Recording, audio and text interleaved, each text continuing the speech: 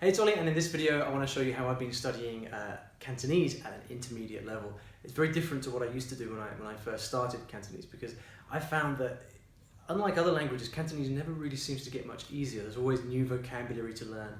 There's always this kind of crazy slang that comes out of Hong Kong that you have to kind of get to grips with. People speak so fast, but above all, there's a huge lack of materials for learning at intermediate level. At least if you live outside Hong Kong. If you actually go to Hong Kong, there are a few kind of locally published things that you can find, but lack of materials is a huge problem. So I want to show you how I've been studying at the intermediate level, and I've really been focusing everything on listening, because I found that because Cantonese is so different from English, I've had to really focus on my listening comprehension, and I found that the more that I listen, the better my speaking gets. When I was a beginner, I was focusing a lot on speaking, learning how to say things, learning vocabulary that I needed, and that's a great kind of hack, if you like, to get your level up to start speaking at the beginning. But when you can reach this intermediate plateau, the huge depth of the language means that you've really got to study in a more holistic way, and you can't just take single items and phrases here and there. You've got to really get a big exposure to the language, as if you were living in Hong Kong yourself. So let me show you what I tend to do, and I've been following the same kind of process for months now. I kind of do the same thing every day, every morning, and it works really, really well for me, and it's enabled me to grow my vocabulary quite quickly, understand a lot more, but also I've noticed a direct effect on my speaking, because although I'm actually focusing mostly on listening, it's all knowledge, right? And these are new words and phrases that you learn, and so it makes sense that that translates into your speaking afterwards.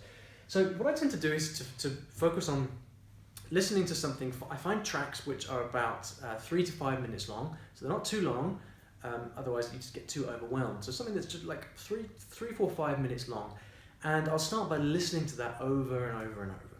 Okay, even if it's something hard that I don't understand, I'll try to listen to that. Probably about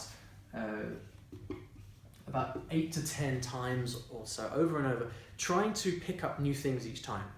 The benefit of choosing stuff that's short is that you can listen to it over and over without it becoming too difficult. Like, you can't watch a movie 10 times, right? Because that would be too much. But with a short listening track, you can do that, or a short video. So I start by listening or watching a video over and over and over, and every time I listen, I try to just fill in the gaps. I try to pick up something new and get to a point where I can kind of understand what's going on. And sometimes, depending on the subject matter, that's possible. Other times it's more difficult. But the thing is with listening is that often, actually, you understand a lot more than you think you do. But because when people are speaking fast, things change, right? Sometimes there's kind of the tones are less clear than they might otherwise be. Sometimes words kind of meld into each other. Sometimes they're omitted altogether. And sometimes there might be some background noise that prevents you from hearing things. So for a whole host of reasons, listening is not always straightforward. And so what I do next is I add the transcript. Now again, being Cantonese, it's not always possible to find the transcript for material. So you've got to choose materials that come with the transcript. So then I'm going to keep listening over and over and over again, like maybe another 8 to 10 times or so. But this time I'm reading along with the transcript. And what I find is that when I actually see the printed words, actually I read along as I'm listening, and I think, I know what that is, but it's just that I didn't understand it when I heard it. And so what that helps you to do is to kind of create these links between the word itself and what you actually hear, because they're not always the same thing. So that really strengthens your listening skills as you kind of learn how native speakers actually pronounce stuff when it's quick.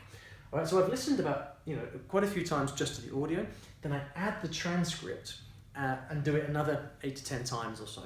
And at that point, apart from vocabulary that I simply don't know, I've probably got quite a fairly good understanding of the text, and I've done a lot of listening.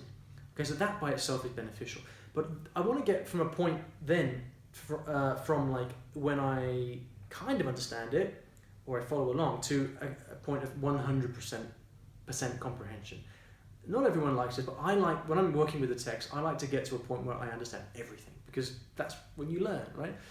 So this is really only the beginning for me. Once I've done that, then I'm going to add a few vocabulary words. So I'm going to check the words I don't know. So I'll typically listen through, and there'll be certain words that come up over and over again.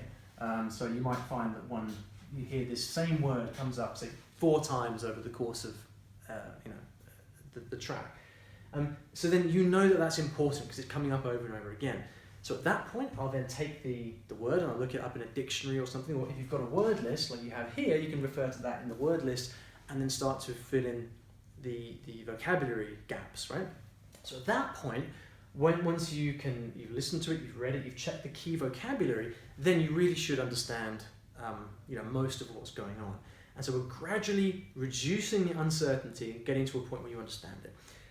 So usually I find there's kind of like somewhere between 5 to 10 key words that you really need to know in order to understand what's going on. So I might have 1, 2, 3, 4, 5, 6, 7, 8 words here that are really important to learn. So I'll then sit with those words and try and memorize them. I've got videos elsewhere on this channel that talk about how to memorize words.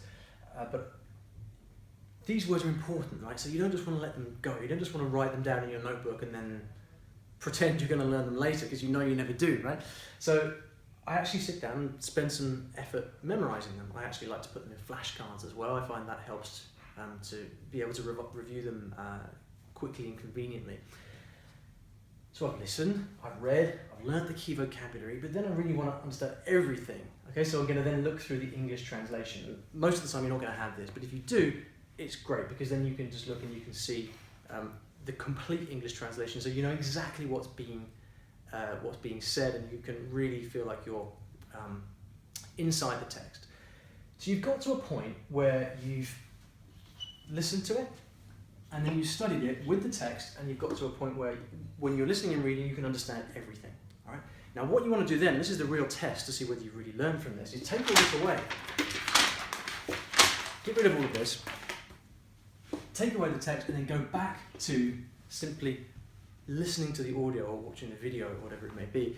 And then the real test is whether you can understand this now without the help of all the peripheral stuff. Because then you know, if you can come back to what you started with, you've gone from a point of not understanding very much to understanding everything. And that, for me, is how I really learn. And I do this with one text after the next every single day. And like I said, I've noticed a huge improvement.